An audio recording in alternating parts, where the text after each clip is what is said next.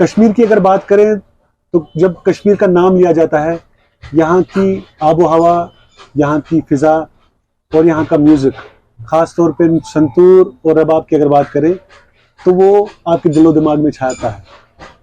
آج ہم اس جگہ ہے اور آج آپ کی ملاقات ہم ایک ایسی شخصیت سے کرنے جا رہے ہیں جو کسی تعارف کے محتاج نہیں ہے۔ گورنمنٹ آف انڈیا نے ریسنٹلی ان کو ان کے کام کے لیے اور ان کے ہنر کے لیے، ان کے فن کے لیے پدم شری ایوارڈ سے بھی نوازا۔ غلام محمد زد صاحب بہت بہت شکریہ۔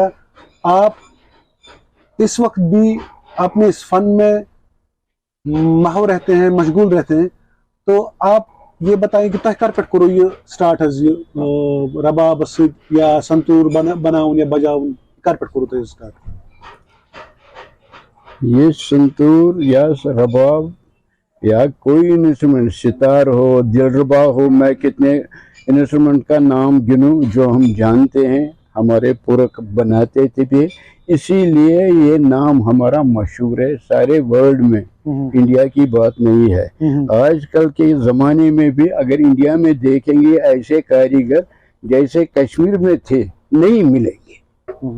یہ میں وسوخ سے کہتا ہوں اور مجھے یہ پن آتا ہے، آنسو آتا ہے، کیونکہ آج کل کے زمانے میں جو لوگ اس فن میں اب پڑے ہیں ان کو معلوم نہیں ہے کون چیز کیا ہے۔ ہاتھ میں لیتے ہیں چیز تو ہاں یہ ہے، اوریجنل تو ان کو معلوم نہیں ہے کہاں سے آتی ہے، کیا ہے اس کی یہ چال ڈال وغیرہ شغیرہ کیا، یہ ان کو معلوم نہیں ہے۔ آپ کی ایک لیگیسی رہی ہے، آپ کے جو فادر، گرینڈ فادر، ان کا بھی تعلق رہا ہے، وہ ساز بناتے تھے۔ ہاں ساز بنا ہوا ساز شہران اصل بات ہے جو ہمارے پرکھ تھے، ہمارے مطلب میرا باپ اس کا نام تھا عبداللہ زز، چاچا تھا میرا چاچا ایک تھا جو اس کام میں جڑا، اس کا نام تھا غلام رسول زز، اور میرا گرینڈ فادر تھا عبدالرحمان زز، رحمان جو زز کہتے تھے اس کو، جو سارے ورلڈ میں مشہور ہے۔ اس کا باپ کا نام تھا عبدالحالق زز، اس کے اور باپ کا نام تھا، ہاں یہ ہمارا گرینڈ فادر ہے، اصلی گرو میرا ہے۔ اچھا، اصلی گرو ہے یہی ہے۔ تو یہی ان سے ہی آپ کو تعلیم ملی کہ میں ان کے زمانے میں، ہاں کیوں نہیں، میرا باپ جب تھا ان کا بیٹا جو تھا وہ یہ کام کرتا تھا، میں چھوٹا تھا، بچہ تھا، ادھر ہی کھیلتا تھا، ادھر بھی بیٹھتا تھا، سکول کے آتا تھا، اپنے کام کے اندر وہ مشغول رہتے تھے، میں بھی ادھر دیکھتا تھا۔ جیسا چھوٹا بچہ کسی ماں کے گود میں ہوتا ہے نا، جب وہ کوئی کہتا ہے ادھر آ ادھر آ، وہ چلتا ہے اچھال کے، یہ بچپن کا کام ہے ہمارا۔ صاحب اگر بات کریں جو آرٹسٹ ہے، میوزک بجانے والے ہیں یا بنانے والے ہیں، تو ایسا کہا جاتا ہے کہ یہ محنت کرتے، اور اس کے بعد یہ کہا جاتا ہے کہ یہ جو آج کل کا زمانہ ہے جس میں اب بہت الیکٹرانک میوزک آ گیا، تو یہ سارے انسٹرومنٹس ختم ہو رہے ہیں دن بدن۔ آپ کا رباب جو ہے بالکل ختم ہو رہا ہے، سنتور بجانے والے بہت کم ہیں، تو بنانے والے بہت ہی زیادہ کم ہے۔ اب کچھ ہی، مطلب مجھے لگتا ہے کہ آپ یہاں پہ سنتور بجاتے تھے، اور آپ کے سنتور بجانے کا جو ہے، ناظرین کو یہ بھی بتائیں کہ پنڈت شیو کمار شرما جی جو سنتور بجاتے تھے، وہ غلام محمد زز صاحب جو ہے وہ ان سے لیتے تھے، اور ان کے ہی بنائے ہوئے سنتور وہ بجاتے تھے۔ اور راہل شرما جو پنڈت شیو کمار شرما جی کے بیٹے ہیں، وہ بھی انہی کا سنتور یوز کرتے ہیں۔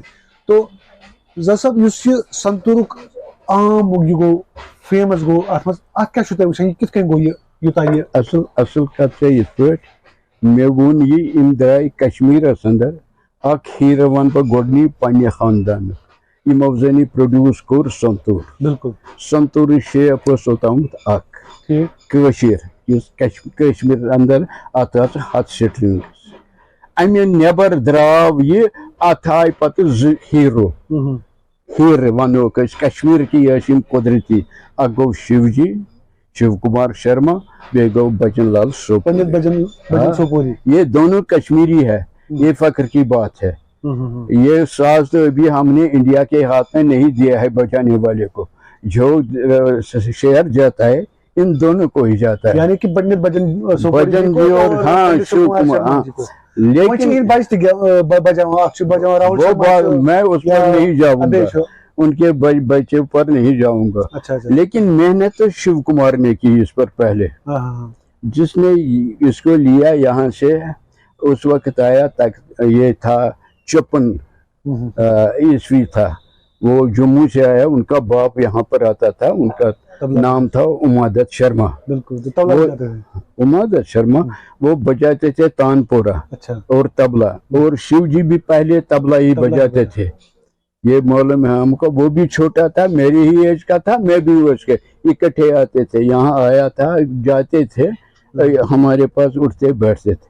لیکن سنتور پر اس نے بہت سرچ کیا اور لے لیا ہے سنتور 1-2 یہاں پر. جب سیکھا تھوڑا بہت، پھر وہ چلے گئے بمبئی. ان کا قسمت ہم سمجھ لیجیے، یہ قسمت ہے. ان کا بھی قسمت تھا اور ہمارا بھی قسمت تھا کہ ہمارا سنتور ان کے ہاتھ میں لگ گیا، وہ انٹروڈیوس ہو گیا، وہ انڈین کلاسیکی میں ضم ہو گیا. یہ بڑی بات ہے. تو کسی کشمیری یہاں پر بجانے والے ہیں، اس نے یہ ہمت نہیں کی کہ اس طرح بجانے، اس نے کی. یہ بڑی بات ہے. ناظرین کو یہ بھی بتائیں کہ ہری پرساد چورسیا اور پنڈت جو شیو کمار تھے، ان کی جوڑی جو ہے فلم انڈسٹری میں مانی جاتی تھی، اور انہوں نے سنتور کا بھرپور یوز کیا اپنی کمپوزیشنز میں. اور جتنے بھی ان کے گانے ہیں، انہوں نے سنتور کا بہت زیادہ پریوگ کیا اس میں. آپ نے ذکر کی ہری پرساد چورسیا کی. وہ سب بنسری بجاتے ہیں. وہ بنسری کے ایکسپورٹ بجانے والے تھے. اس نے اور شیو کمار نے بمبئی میں مل کے اکٹھے کام کیا.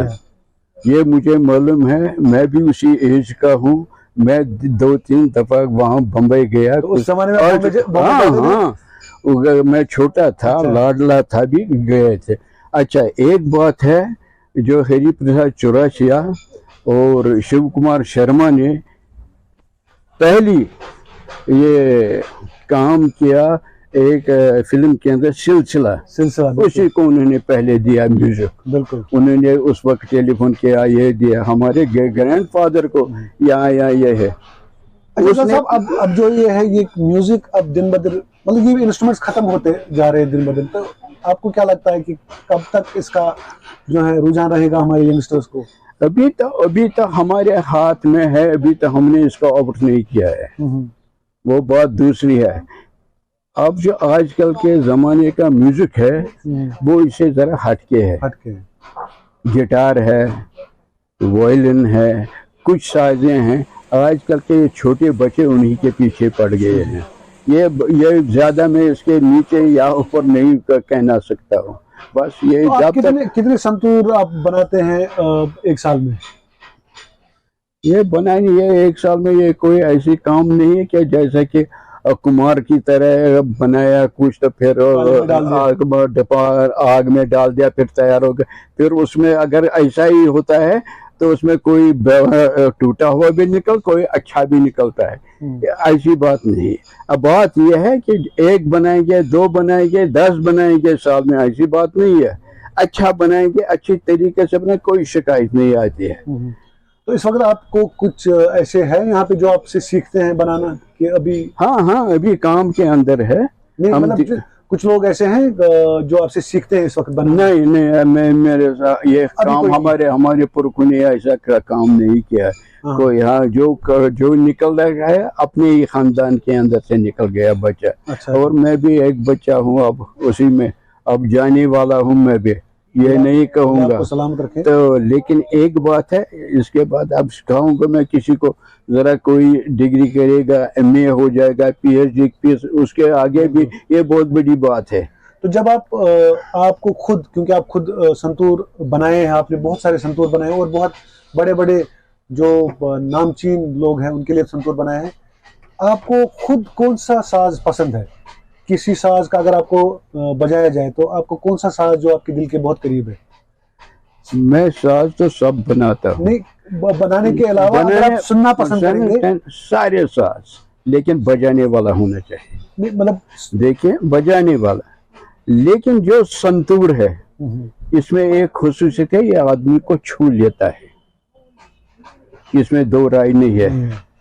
जैसे रवि जी का सुनतो ये सितार था, कोई मुकाबला नहीं करेगा, पंडित रवि न बजाने में न उस बनाने वाले में। बिल्कुल।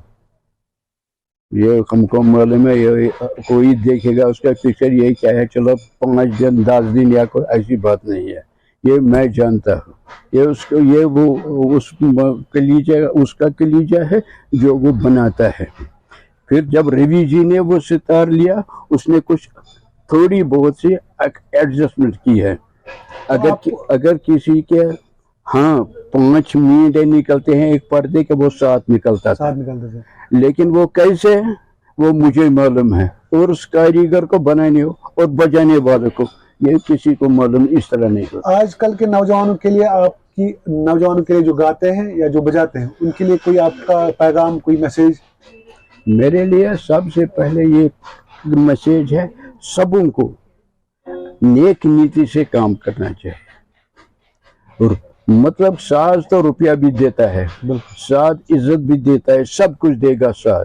जब नेक नीति अच्छी ढंग से सीखेगा इसका हुनर, फिर बंदा वो आहिस्ता आहिस्ता सब कुछ करेगा।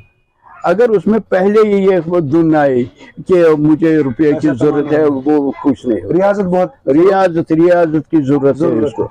बहुत बहुत शुक्रिया नाज़रीन। ये थे गुलाम मोहम्मद ज़ाद साहब जो ये कह रहे हैं कि आजकल के ज़माने में रियाजत की बहुत ज़्यादा ज़रूरत है और नेक नीति से काम करने की बहुत ज़्यादा ज़रूरत है। आपका बहुत बहुत शुक्रिया।